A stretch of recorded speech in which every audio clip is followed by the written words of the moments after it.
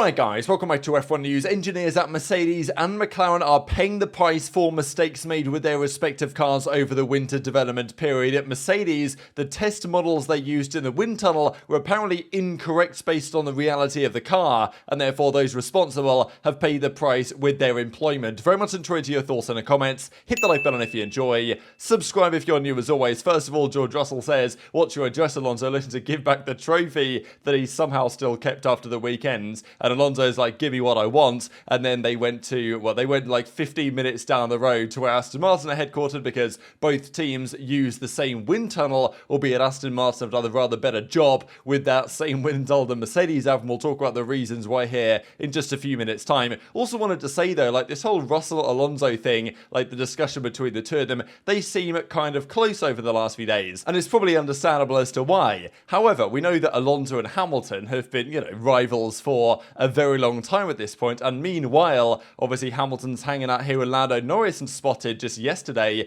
playing golf, I believe, with Lando's uncle as well. This is interesting for a couple of reasons, right? We know that Hamilton rates Norris very highly. Norris in a tough spot right now in the McLaren, there's no doubt. And look, when Hamilton does decide to retire, whenever that is, might be after this season, might be sometime in the future, whenever that is, I'm sure he's going to have a very strong say as to who his replacement is. He rates Lando highly. If Lando wants to go to Mercedes, which, he probably would, given the circumstances at McLaren, that is a likely possibility, I would say. But just interesting, right, that, Hamilton's hanging out with Norris and George is hanging out with Alonso. Meanwhile, Hamilton, after getting asked at the weekend what he thought about George's podium, when it was a podium, he was like, yeah, great for the team, but, it doesn't really bother me. Didn't say, oh, happy for George. So it does seem like, maybe a bit of friction going on there. Just want to keep your eyes on going forwards. Speaking of McLaren, though, they've confirmed organisational changes. Many McLaren fans will be rejoicing at this one because James Key is gone from his role. Also interesting that Lando Norris tweeted or put this on his story actually, and he says, important announcement from McLaren.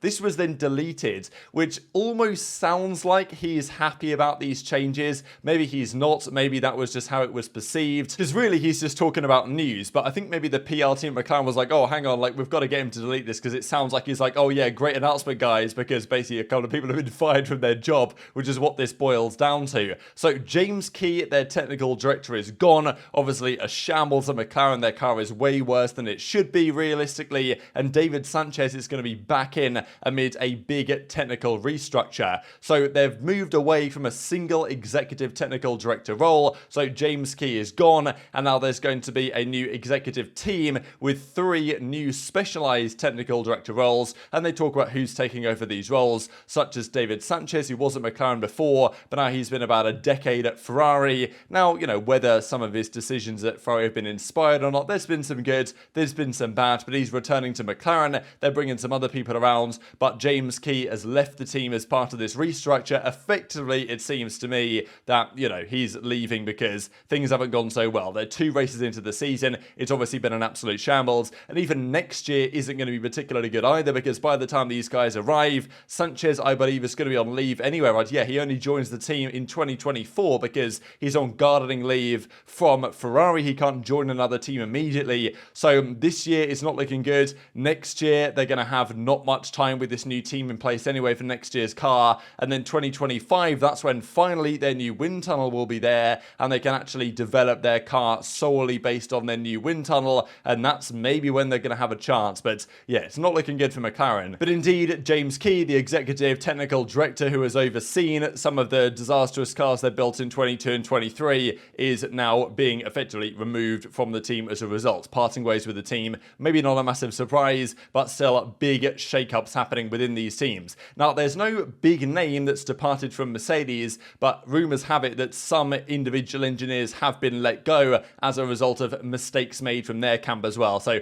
2 of the Mercedes-powered teams doing okay right now. Aston Martin, great. Williams, they look pretty competitive as well. 2 of the Mercedes-powered teams, such as Mercedes and McLaren, not doing so well on the other side of the coin. So David Sanchez, that's this guy, he's going to come back in, but as we say, it's going to be at least until the start of 2024 where he can even join the team because of the garden leave imposed by Ferrari. You can't just leave an F1 team and join another one immediately. Same thing with Mattia Binotto. Probably next season, Binotto gets a new role elsewhere on the grid. That's the situation on the McLaren side. But also Mercedes. Toto Wolff and all this no blame culture stuff we'll dive into here in a second, because he says, look, we are clear, we are transparent in the team where and how much is missing. There were calls for Mike Elliott, their technical head, to be axed as a result of the failure of this car so far in the season, certainly compared to where Red Bull are currently able to achieve. And the rumour had it that relationship between Wolff and Elliott has been, not exactly, a little bit fractured, right? And you can maybe understand why there's some tension there after, well, what the W14 is performing like on track. However, Mike Elliott manages a team. He was brought in clearly after being there for many years for good reason. But some really interesting insights here from this article from Formula Uno on what went wrong for Mercedes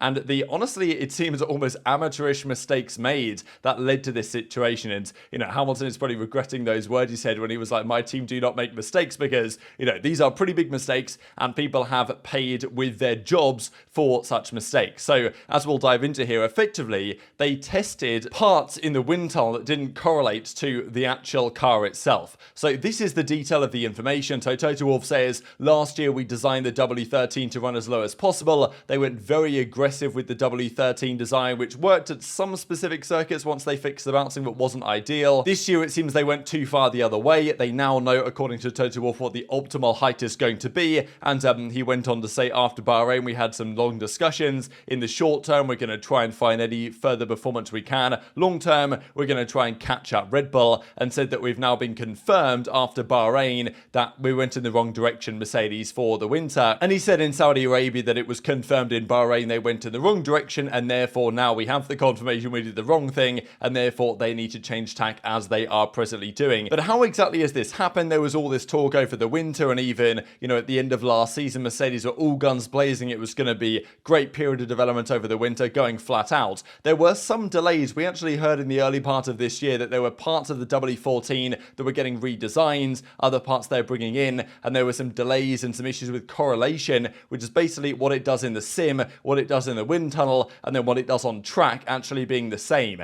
And there were some delays about that over the winter period. The reason why, apparently, is because some parts used in the wind tunnel, the scale models, because they don't build the full car to put in the wind tunnel, they put scale models in of certain elements, they were apparently inaccurate and went beyond the necessary parameters, i.e. whatever they built and put in the wind tunnel wasn't the same as what they were actually testing in the simulator and intending to end up bringing to the real car. That seems like quite the mistake, to be honest. But sometimes what they're putting in the wind tunnel wasn't what they're actually doing, so the performance they thought they were getting was not what they actually got. And as the article goes on to say, these issues affected the development, affected the correlation between the two elements, and subsequently some of those who worked in this area have been dismissed. So some people have been fired for making this mistake. Big mistake, clearly, and it's affected their development period. And people who made this mistake, whoever they are, have been let go. And you can understand why, but it's still pretty interesting this is happening. It seems almost amateur out here at Mercedes.